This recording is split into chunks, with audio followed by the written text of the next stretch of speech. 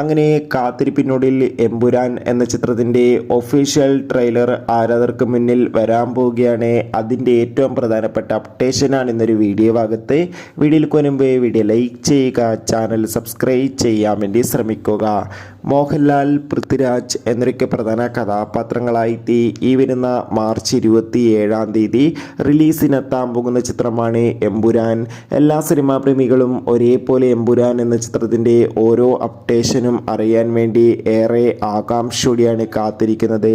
ചിത്രത്തിൻ്റെ ഒഫീഷ്യൽ ടീസറിനൊക്കെ മികച്ച അഭിപ്രായം തന്നെ സ്വന്തമാക്കാൻ വേണ്ടി സാധിച്ചിട്ടുണ്ടായിരുന്നു.